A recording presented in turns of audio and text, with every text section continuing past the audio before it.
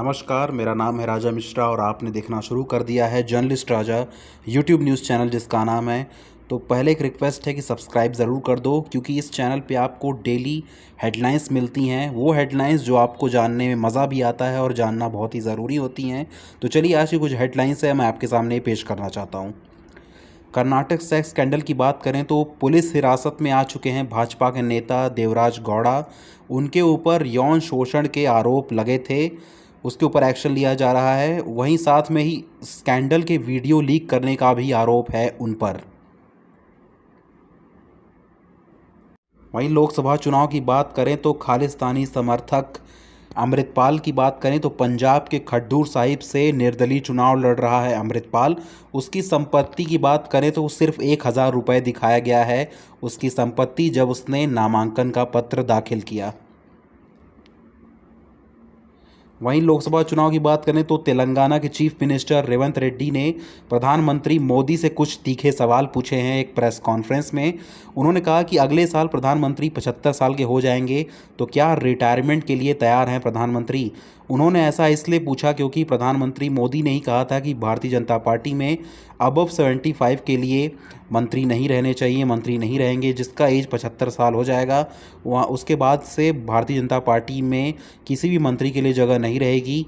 तो रेवंत रेड्डी ने कहा कि इसी का नतीजा है कि लाल कृष्ण आडवाणी जैसे नेता रिटायर हो गए थे 75 के बाद, तो अगले साल प्रधानमंत्री मोदी भी 75 साल के हो जाएंगे। तो मैं उनसे सवाल पूछना चाहता हूं, क्या अगले साल प्रधानमंत्री मोदी भी रिटायर होने वाले हैं भारतीय जनता पार्टी से। वहीं प्रधानमंत्री मोदी 13 मई को काशी आ रहे हैं। काशी में वह रोड शो भी करेंगे और नामांकन पत्र भी 14 मई को दाखिल करेंगे। तो 13 और 14 मई को प्रधानमंत्री मोदी अपने संसदीय क्षेत्र में रहने वाले हैं, जिसका जायजा लेने के लिए आज काशी में गृह मंत्री अमित शाह व सीएम योगी भी रहेंगे। वहीं रोड शो की तैयारियों को लेकर बैठक करने वाले हैं अमित शाह और सीएम योगी। वहीं हरियाणा की बात करूं तो कांग्रेस नेता चंद्रमोहन ने पूर्व सीएम मनोहर लाल खट्टर पर निशाना साधा है। आपको बता दूं कि मनोहर लाल खट्टर ने भजन लाल चौधरी पर एक टिप्पणी की थी, जिसके बाद चंद्रमोहन ने कहा कि भजन लाल पर की गई टिप्पणी पर मनोहर लाल को शर्म आनी चाहिए, क्योंकि मनोहर लाल खट्टर भी एक सीएम के पद पर रह चुके हैं, तो उनका ये दायित्व नहीं है अपने मर्यादा से बाहर जाकर मनोहर लाल खट्टर ने ऐसी बातें कही हैं जो कि उनके ऊपर शोभा नहीं देती हैं। मैं भी चाहूँ तो उनके कुछ भला बुरा कह सकता हूँ, लेकिन मैं अपना मुंह और जनता का कान खराब नहीं करना चाहता हूँ, कुछ ऐसा कहा उन्होंने। वहीं पड़ोसी देश पाकिस्तान ने एक बार फिर से भारत के अंदरूनी मामले में दखल दिया है।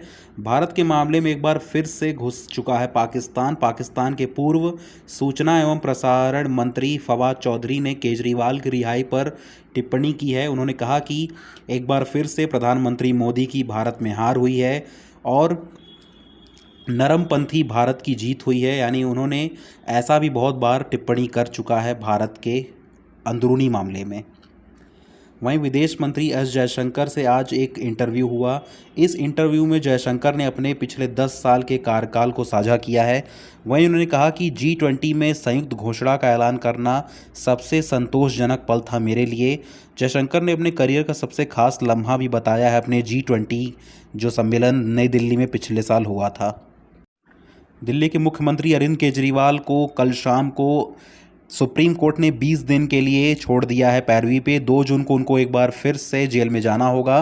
केजरीवाल आज कनॉट प्लेस स्थित हनुमान मंदिर में दर्शन पूजन भी किए उन्होंने। वहीं साथ में पंजाब के चीफ मिनिस्टर भगवान भी मौजूद थे। वहीं 1 बजे प्रेस कॉन्फ्रेंस भी हो चुका है शुरू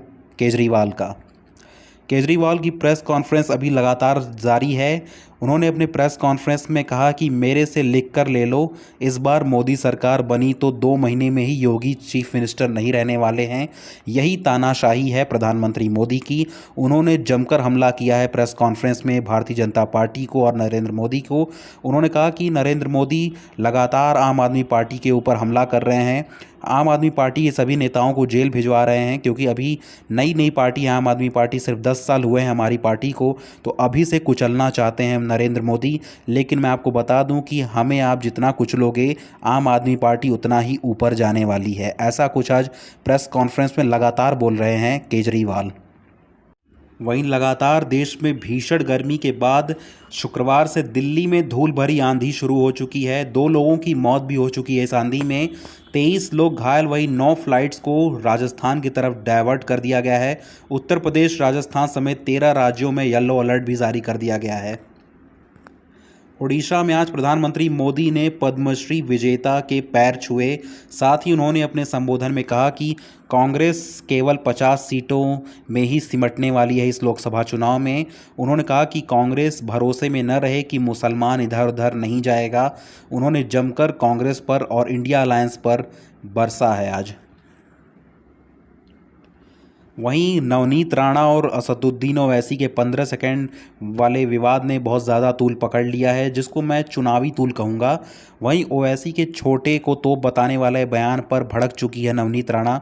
उन्होंने कहा कि मैं बहुत जल्द हैदराबाद आ रही हूँ, अगर उनमें दम है तो मुझे रोक लें। अगर उनका छोटा खूंखार है तो ऐसे खूंखार को हम अपने घर में पालते हैं, क्योंकि मैं भी एक मेजर की बेटी हूँ। मेरे पिता भी आर्मी में थे, तो मैं डरने वाली नहीं हूँ। ऐसा कुछ नवनीत राणा ने आज जवाब देते हुए ओवैसी को कहा है। वहीं फिल्म स्टार करीना कपूर के ऊपर एक मुसीबत आ गई है।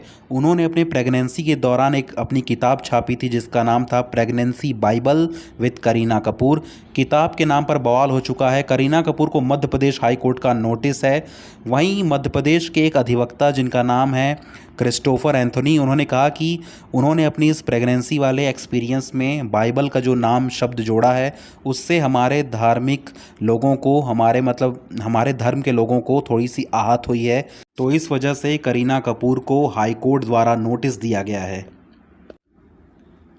वहीं यूनाइटेड नेशन में फ़लस्तीन को परमानेंट मेंबर बना दिया गया है। आपको बता दूं, कल ही फ़लस्तीन यूनाइटेड नेशन का परमानेंट मेंबर बना है। वहीं उसके परमानेंट मेंबर बनने पर प्रस्ताव पास हुआ, जिसमें गुस्से में इजरायली राजदूत ने यूनाइटेड नेशन का चार्टर फाड़ दिया और साथ में ही उन्होंने कहा कि अब मॉडर्न डे नाजियों के लिए दरवाजे खोले गए हैं यूनाइटेड नेशन में। तो इजराइल के जो दूत हैं बहुत दुखी हैं।